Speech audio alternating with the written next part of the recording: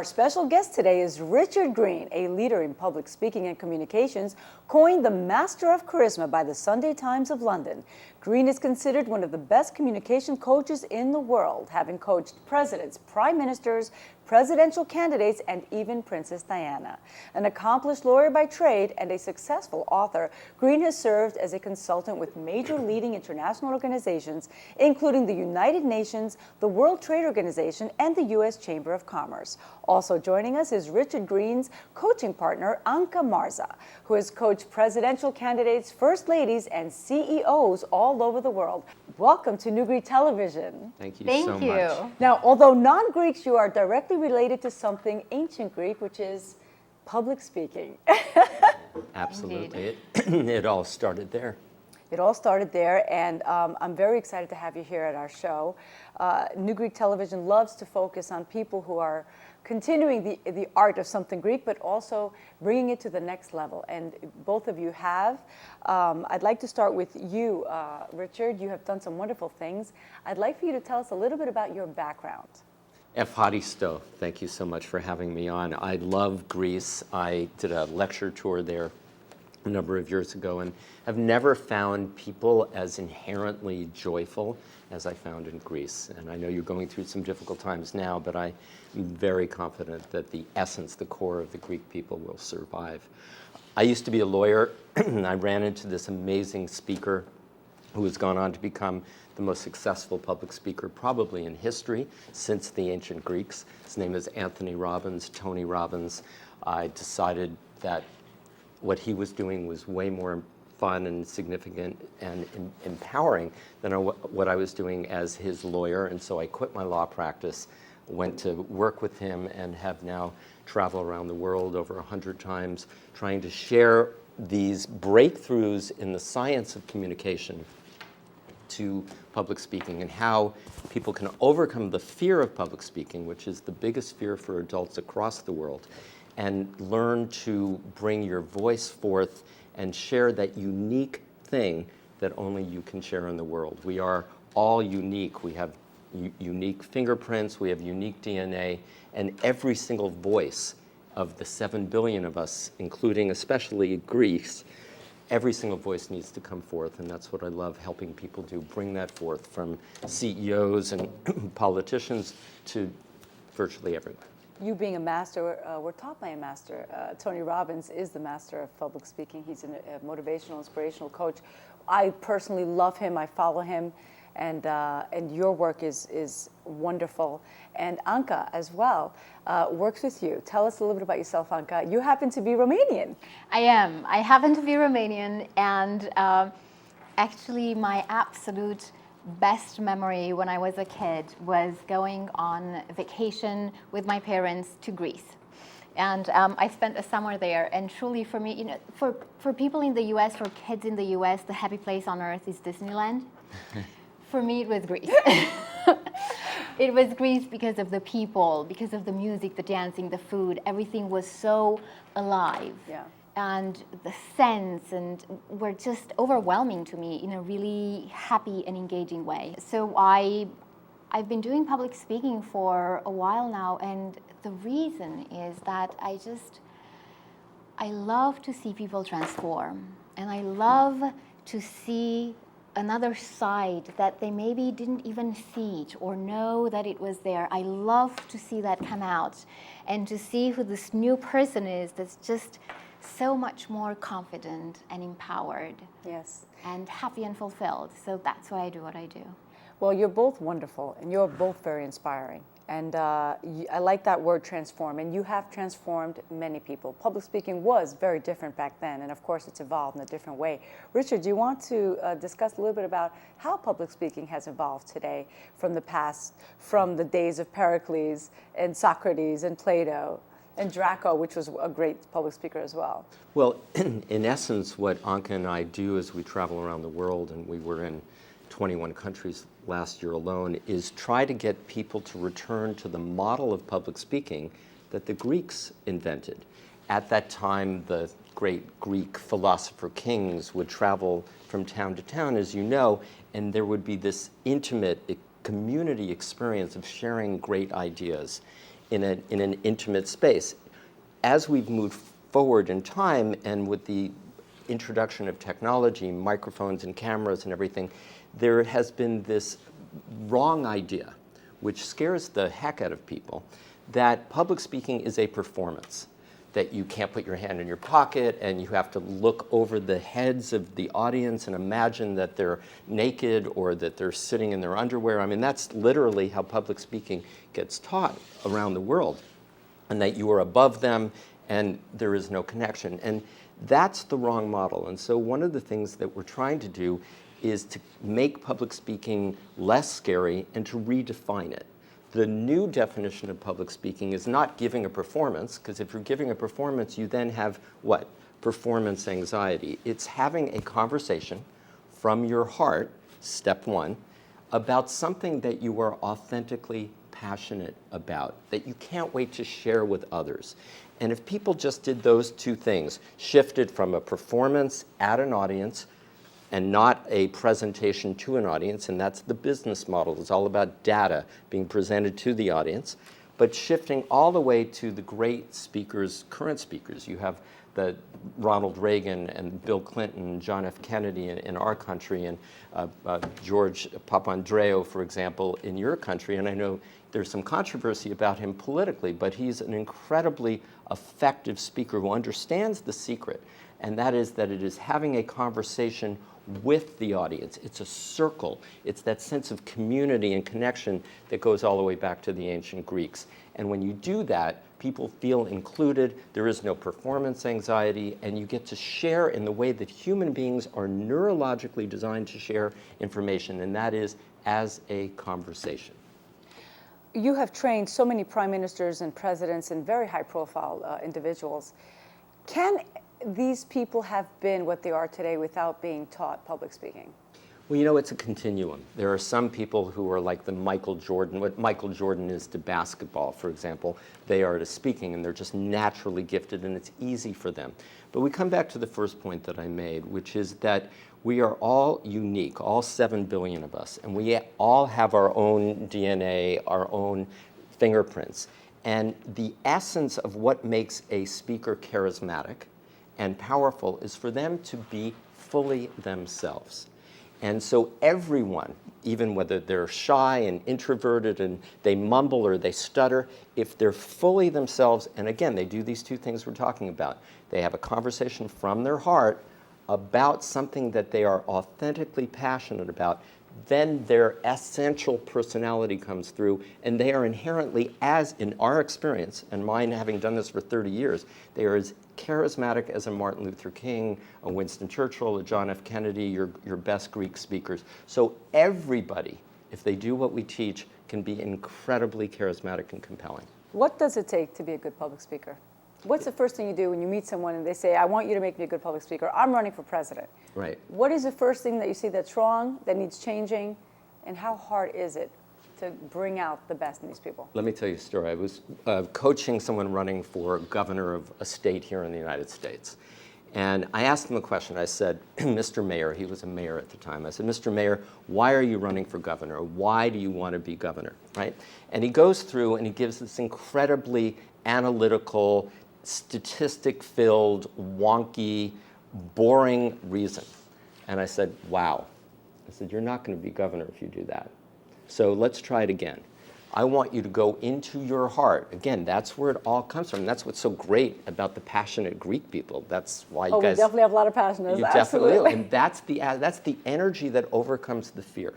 I said, so what in your heart of hearts, what makes you just from the core of your being want to be governor of this state of whatever it was? And he takes a moment, he goes down, and his face starts to turn red, and he gets a little glisten in his eyes, and he starts to get very animated, and then he tells this amazing story about how a policeman walked into his office as mayor, and because his wife didn't have insurance, and she had cancer, and how he, from the core of his being, wanted to help people like that in his state. And as he talked, his eyes started to get filled with water, and his heart was just totally pumping.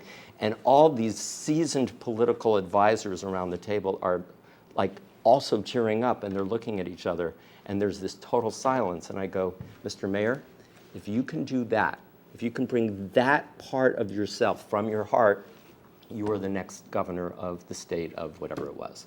And he did. So be yourself. And he did, and he won. Be yourself, bring Totally. it out. And to thine own self be true. Right, because people can see when you're lying. They can feel it, and they may not be able to consciously understand it, but they can feel it in every cell of their body. Yeah. And be yourself, basically everyone else is taken. It's one of the things true. that... So try. So truly the best thing that you can do as a speaker, and again, it doesn't have to be that you have to address 500 or 5,000 or 500,000 people. You can take what we teach and literally apply it in your day-to-day life, in every single one of your interactions, and just make the ordinary extraordinary. Because once you're more connected to that which you are, it's going to be so much easier to just reach everyone else, whether it's one person at a time or thousands. There's something, if I can just say, that we do in our workshops where we teach people how to give a speech in 30 seconds. They're given a topic, random topic. It could be tables, it could be grease, it could be lights, and they have 30 seconds, given our formula, they have 30 seconds to prepare a 2 to 3 minute speech, stand up and wow people.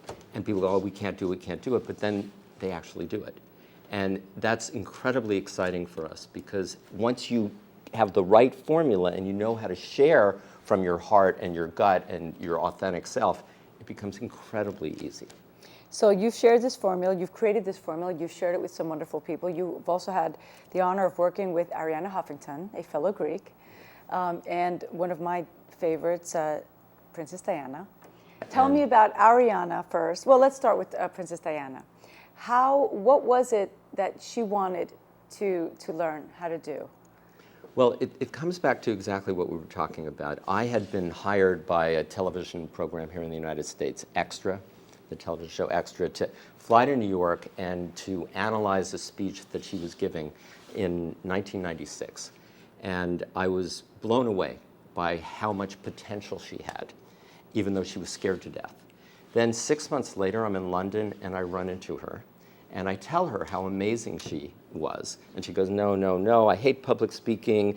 And I wish I were more like Prince Charles. And this was when they were in their separation phase. And Prince Charles can just stand up there and tell a joke and then just give this very professional speech. And for me, it's incredibly scary. And I told her, I said, with all due respect to Prince Charles, what you have is infinitely more powerful and compelling than what he has. What he's doing is he's giving a formula speech where it's not him. He's doing a performance or a presentation. What you have the ability to do, and what you do, is you touch people by sharing in a conversational, human way your heart. That's where the true charisma comes out. And I would love to help you learn how to just be more yourself. And had she lived longer, she would have been, I think, one of the most compelling speakers we've ever seen. Because she truly, I have to tell you, she truly was magic. Yeah, she was. And the beauty came out in her, and her sincerity always. That's what I always felt about her. And Arianna Huffington, who is a powerhouse, I don't know what you could have taught her, because I think she knows everything. She is such a powerful woman. How was it working with her? Well, actually, I worked with her after I worked with her husband, who was running for the United States Senate in California. And so we had a lot of work that I was doing with Michael. And then afterwards, Arianna wanted me to help her with something she was doing, a audio book. And she is a force of nature and is so respected here in the United States. I mean, she really represents Greece beautifully. One of the smartest women I've ever met. And she totally gets it. She's got the Midas touch. Everything she touched turns to gold.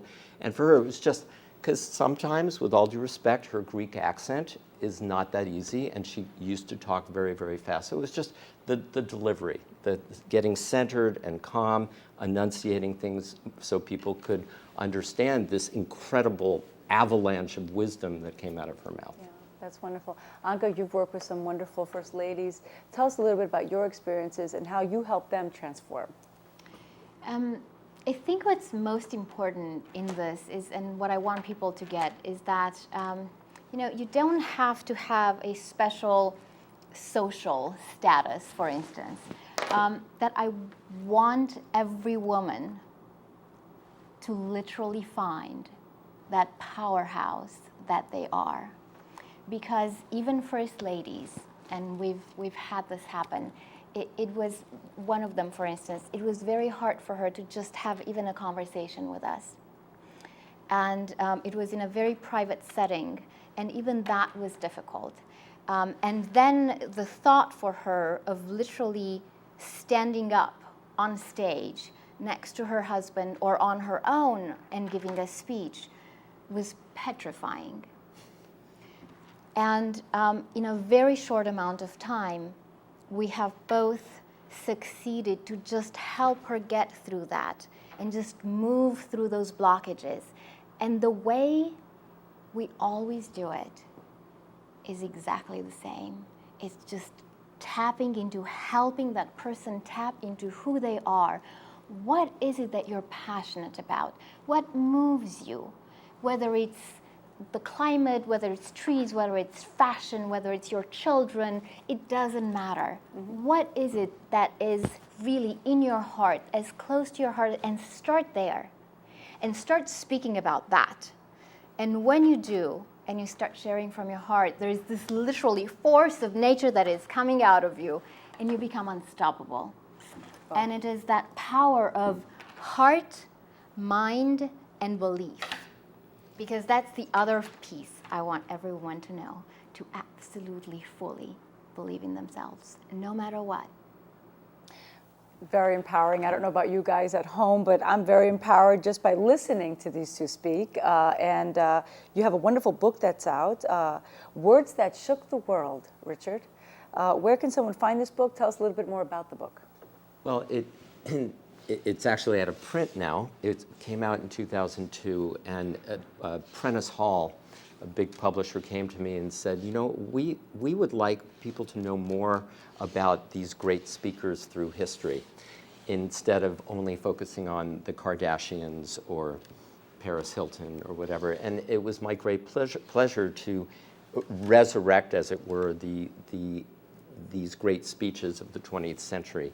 And it was people all over the world. Unfortunately, I don't have a Greek person in there, but perhaps I could do a special book on great Greek speakers throughout history. That would actually be a great fun project. Wonderful. And it's, the 20 unforgettable speeches and events. But my idea is to continue to help people understand the importance of oratory.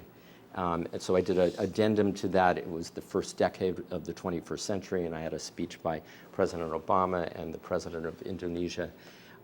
But anybody, I agree completely with what Ankha said, anybody can actually shake the world with their words. And perhaps you care passionately about Greece, some economic solutions or how to move the country forward. And if you're sitting with an idea or with something that you're passionate about and you don't share it, then the world is missing out on something incredibly unique. And I agree with what Ankha said, this famous quote, be yourself, everyone else is taken. Yeah. And even, one thing I want to share, if there are people who are in business all the time, we've worked with Goldman Sachs and major hedge funds and big companies, and people who are young, who are kind of low on the totem pole of the hierarchy, to say, well, what do I have to share? And the truth is, you have yourself. That is distinguished and expert as the CEO or the chief information officer or whatever it would be, you, no matter who you are, bring something unique to the table. It comes back to that uniqueness that we all have, and tap into it. Your perspectives, your thoughts, your passions are designed specifically, I believe, they're not random, for you to make the world a better place. Yeah, well. And that's what these great speakers through history did. They just actualized it. And we'd love to see 7 billion people actualizing their message, their thoughts, their vision for the planet. It is a time.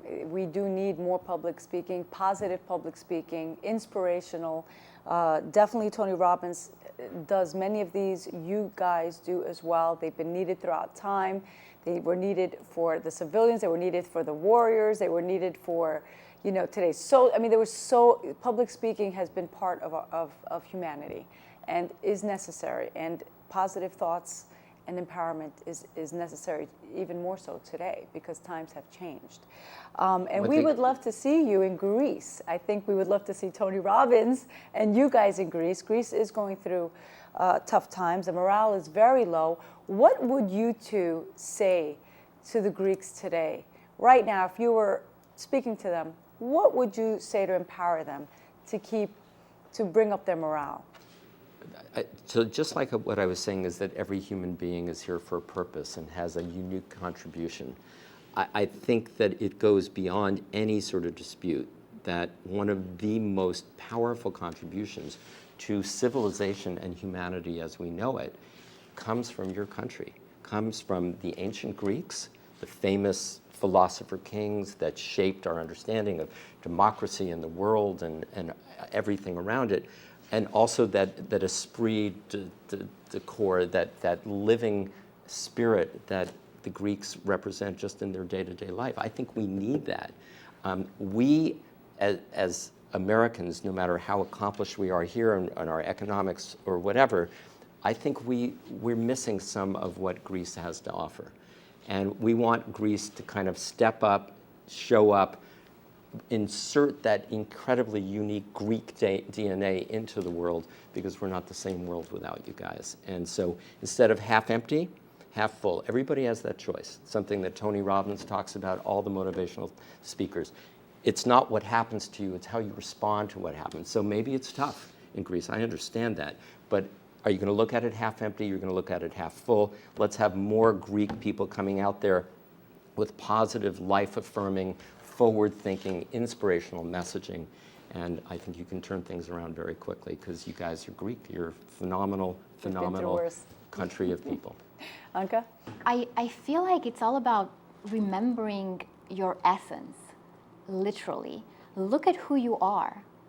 Look at who you have been throughout history, not just for yourselves, but literally for the world. You have always been an inspiration, and you have catalyzed momentous events within history, literally civilizations. And then beyond the grand scale and the macro, go into the micro as well, that of who you are, and look inside at what is it that fires you up, and bring that out and share it with the world, because that is all that is needed, that unique DNA and fingerprint. And once you start embodying that, and once you remember that joy of being, it's almost like the universe just conspires to create that reality for you and to bring it in that way. Greeks, you've heard it from the masters. Can I add one more thing? Of public speaking. Yes, please. So one of the things that you learn in this science called neuro-linguistic programming that Tony Robbins has helped create is that there are 4 different languages of communication. And the one that the Greek people have mastered that is so essential, it's the most powerful of the 4 languages. There's visual, related to the visual part of the brain, auditory digital, which is thought and communication, and then there's touching, tasting, smelling, feeling, the passion language, which we call kinesthetic. That is the essence of Greece. Without that kinesthetic language in the world, we're not the same people around the planet. And so we need you guys to show up and teach us how to integrate that kinesthetic with all the other languages. Well, there you have it, fellow Greeks. Masters of public speaking, empowering words for the Greeks. Find yourselves, reinvent yourselves, find out who you are, bring it out there, and seize opportunities to become what you really are. Don't feel down. Use this as a time to empower yourselves and find your strengths. Thank you so much for being with us. We hope to see you again, and we hope to see you in Greece with Tony Robbins. Ladies and gentlemen, if you would like to learn about public speaking, if you would like to empower yourself, if you'd like to bring them for an event, richardgreene.org. You can reach them both there. Thank you again for being with us, and continue empowering people throughout the world. Ευχαριστώ πολύ. Aristopoli.